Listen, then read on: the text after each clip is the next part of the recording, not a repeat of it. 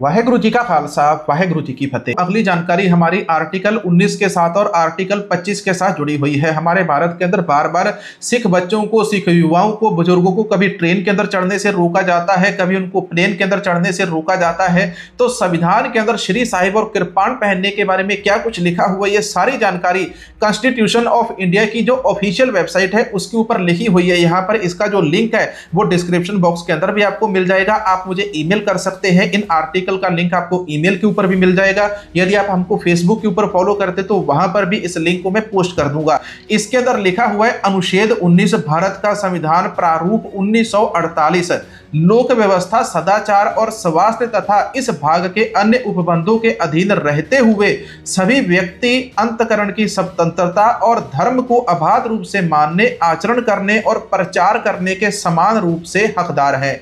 स्पष्टीकरण: कृपाण पहनना और लेकर चलना सिख धर्म के पालन में सम्मिलित माना जाएगा।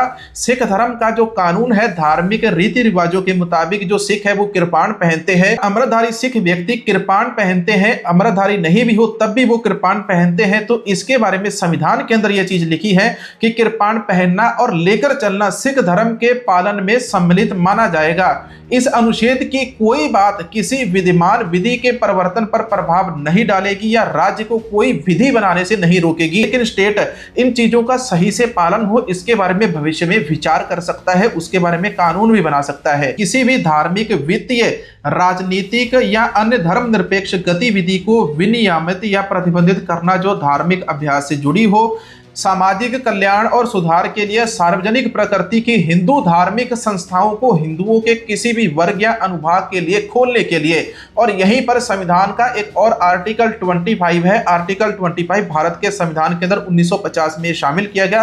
लोक व्यवस्था, सदाचार और स्वास्थ्य तथा इस भाग के अन्य उपबंधों के अधीन रहते हुए सभी व्यक्ति अंतकरण की स्वतंत्रता और धर्म को अबाध रूप से मानने, आचरण करने और प्रचार करने के समान रूप से हकदार है। इस अनुच्छेद की कोई भी बात किसी विद्यमान कानून के परिवर्तन के ऊपर प्रभाव नहीं डालेगी या राज्य को कोई कानून बनाने से नहीं रोकेगी।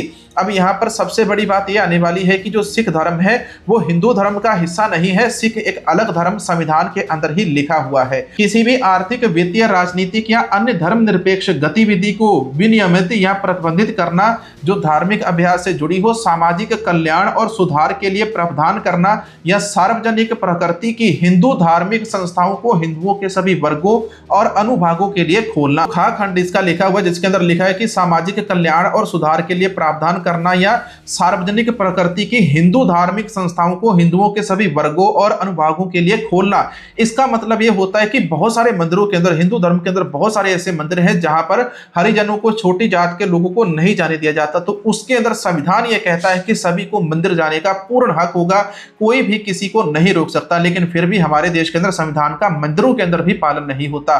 हमारा सिख भाईचारा कहता है कि हमको कृपाण पहनने से रोका जाता है, लेकिन हिंदुओं को मंदिर जाने से भी रोका जाता है। लेकिन संविधान के अंदर इसके बारे में लिखा हुआ है। अगर मैं कहीं पर गलत हूं तो मुझे कमेंट सेक्शन के अंदर आप जरूर बता देना। स्पष्टीकरण इसका क्या है? कृपाण पहनना और लेकर चलना सिख धर्म के पालन में सम्मिलित माना जाएगा।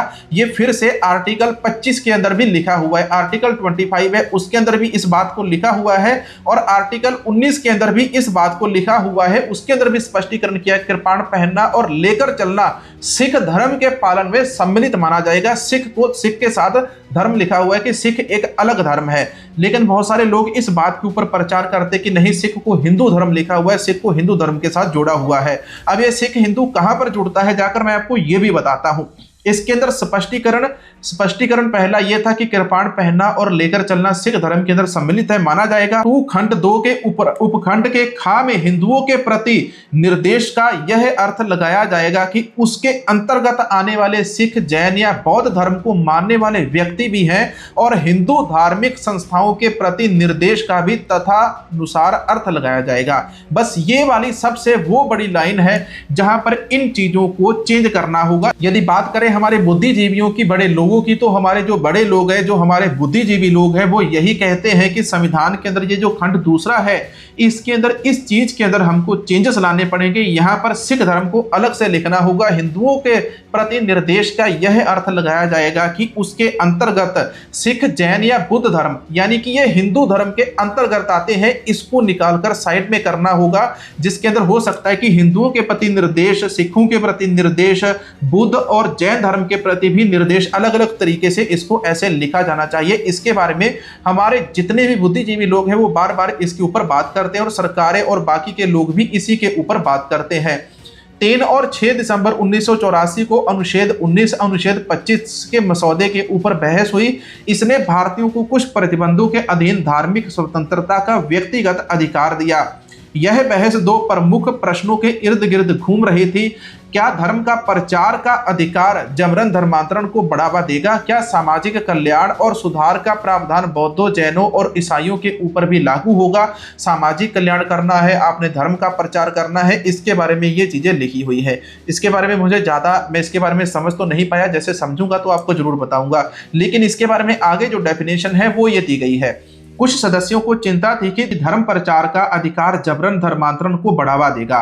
उन्होंने धर्म प्रचार के अधिकार को हटाने या धर्म पालन के अधिकार को केवल निजी क्षेत्र तक सीमित करने के लिए संशोधन प्रस्तावित किए। अन्य सदस्यों ने इसका विरोध किया क्योंकि उन्हें लगा कि मसौदा अनुच्छेद में ऐसा कुछ भी नहीं है जो जबरन धर्मांतरण को बढ़ावा दे। उन्होंने आगे कहा कि धर्म प्रचार के अधिकार से विभिन्न धर्मों के बारे में जन जागरूकता बढ़ेगी और सांप्रदायिक समझ और शांति को बढ़ावा मिलेगा। इन संशोधनों को सभा ने अस्वीकार कर दिया। एक सदस्य चाहते थे कि मसौदा अनुच्छेद के खंड 2 के उपखंड ख का दायरा हिंदुओं के अलावा बौद्धों, जैनियों और ईसाइयों तक भी बढ़ाया जाए। उनका तर्क था कि उससे विभिन्न आस्थाओं को मानने वाले लोगों के बीच धार्मिक सद्भाव को बढ़ावा मिलेगा। कि इस संशोधन को शुरू में सभा ने अस्वीकार कर दिया था, लेकिन बाद में मसौदा समिति ने इस खंड को सिखों, बौद्धों और जैनियों तक बढ़ा दिया था। पहले ये केवल हिंदुओं तक था, लेकिन बाद में इसको सिखों, जैन और बौद्धों तक इसको बढ़ा दिया। मसौदा अनुच्छेद को 6 दिसंबर 1948 को मामूली संशोधनों के साथ अपनाया गया था। भारतीय संविधान के अंदर, इंडियन कॉन्स्टिट्यूशन के अंदर क्या क्या चीजें सिखों के बारे में लिखी है, ये सारी बातें हर एक सिख को पता होनी चाहिए, जिसके अंदर आर्टिकल 25 के अंदर भी और आर्टिकल 19 के अंदर भी ये बातें लिखी हुई है कि जो सिख व्यक्ति है वो अपनी कृपाण पहनना और लेकर चलना सिख धर्म के पालन के अंदर सम्मिलित माना जाएगा। वीडियो बहुत अधिक लंबा हो चुका है और यहाँ पर जो हमारा संविधान वाला चैप्टर है, आर्टिकल 19 और 25 के अंदर सिखों को क्या क्या हक मिले हैं, हिंदुओं को क्या मिले हैं, सिख हिंदू धर्म की शाखा किस प्रकार से संविधान के अंदर लिखा हुआ है, वो जो सारी चीजें हैं वो अलग दूसरे पॉडकास्ट वाले वीडियो के अंदर मैं डाल दूंगा। तो वहां पे जाके उस पॉडकास्ट को, उस वीडियो को आप जरूर सुनना और देखना। अब मैं आपको कुछ और खबरें और जानकारियां बताता हूं। ये जानकारियां जानना आप सभी का बहुत अहम फर्ज है। ब्रिटेन ने रूसी तेल बाजार के ऊपर लगाए नए प्रतिबंध। नाटो के 2 नए सदस्यों फिनलैंड और स्वीडन ने बुधवार को कहा है कि यूक्रेन को देने के लिए संयुक्त राज्य अमेरिका से और अधिक हथियार खरीदेंगे। अब यहाँ पर नाटो के ये वाले जो सदस्य ये कहते हैं कि हम यूक्रेन को और ज्यादा हथियार बेचेंगे अमेरिका से खरीदकर। दूसरी तरफ ये कहते हैं कि हम ब्रिक्स देशों से भी इसका जो भंडार है हथियारों का उसको खरीदकर यूक्रेन को देंगे। यूक्रेन रशिया के ऊपर मिसाइल के ऊपर मिसाइल चलाता रहे, दुनिया के अंदर युद्ध के ऊपर युद्ध चलता रहे, महंगाई बढ़ती रहे, दूसरे देशों के ऊपर टैरिफ बढ़ते जाए और उसके बाद गोल्ड की कीमत बढ़ेगी। आजकल दूसरे देशों के ऊपर एक देश दूसरे देश के ऊपर प्रतिबंध लगाता है, बैन लगाता है, टैरिफ लगाता है, तो ऐसे में मुद्रा के अंदर तो व्यापार हो नहीं सकता। तो ऐसे में व्यापार कौन सी करेंसी के अंदर होगा? तो ऐसे में व्यापार होगा गोल्ड के अंदर। और गोल्ड की जो कीमत है आज भारत के अंदर 1,31,000 के पार कर चुकी है। और दूसरी तरफ जो सिल्वर है, चांदी है, चांदी भी 1,88,000 रुपए के ऊपर पहुंच चुकी है। ये केवल अमीर लोग ही अपने पास रख सकते हैं, अमीर लोग ही अपने पास गोल्ड अफोर्ड कर सकते हैं। आज की तारीख के अंदर ये केवल अमीरों के पास हो सकता है। बहुत जल्द दुनिया के ऊपर जो न्यू वर्ल्ड ऑर्डर आने वाला है उसके अंदर यही चीजें होने वाली है। एक तरफ अमीर लोग रहेंगे, एक तरफ गरीब लोग रहेंगे।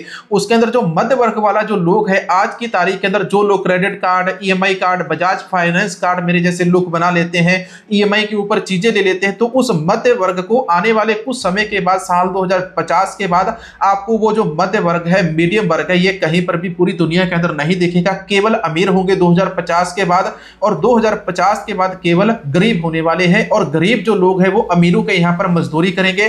कोई भी गरीब अपना खुद का काम नहीं कर सकता। तस्वीरें देखिए, ये तस्वीरें किसकी है? रिश्वत लेते पकड़े गए पंजाब पुलिस के जवान से 5 करोड़ रुपए नगद, कार और सोना बरामद। केंद्रीय जांच ब्यूरो सीबीआई ने पंजाब के डीआईजी हरचरण सिंह भुल्लर को मोहाली में एक स्क्रैप डीलर से रिश्वत लेते रंगे हाथों गिरफ्तार किया। जो इंडियन रुपीज है, इंडियन रुपीज से भरे हुए बहुत सारे बैग आपको स्क्रीन के ऊपर दिख रहे होंगे। लेकिन अब मैं आपको एक और बड़ी अपडेट बताने वाला हूं। भारत के अंदर अगले साल तक ब्रिक करेंसी के जो बॉन्ड है वो आ सकते हैं।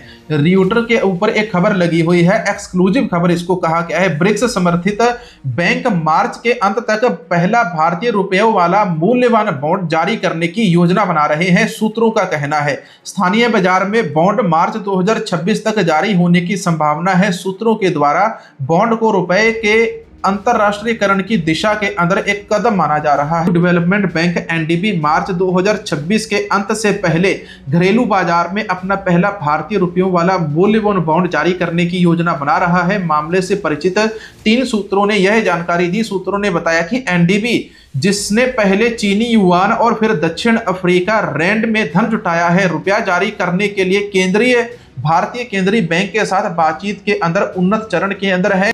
एक सूत्र ने बताया कि कंपनी पहली किस्त में 3 से 5 वर्ष के बॉन्ड के माध्यम से 400 मिलियन से 500 मिलियन डॉलर तक की धनराशि जुटाने का प्रयास करेगी। अभी तक जो व्यापार है वो डॉलर के अंदर होता था पूरी दुनिया के अंदर, जहाँ पाउंड के अंदर या डॉलर के अंदर या कनेडियन डॉलर के अंदर होता था। अब ये चीजें भारत, चाइना, रशिया क्या कर रहे हैं कि ये ब्रिक्स करेंसी के अंदर कर रहे हैं। अब यहाँ पर ब्रिक्स करेंसी को छापेंगे भी नहीं, ब्रिक्स करेंसी को डिजिटल रख के उसके नाम की ये कोई बॉन्ड तैयार करने की कोशिश कर रहे हैं। आज के वीडियो के अंदर आपको कैसी जानकारी मिली कमेंट सेक्शन के अंदर जरूर बताना। इधर ये वाला QR कोड है, चैनल को सपोर्ट कर सकते हैं। उम्मीद करेंगे आप इस वीडियो को सभी के साथ शेयर जरूर करेंगे। धन्यवाद। वाहेगुरु जी का खालसा, वाहेगुरु जी की फतेह।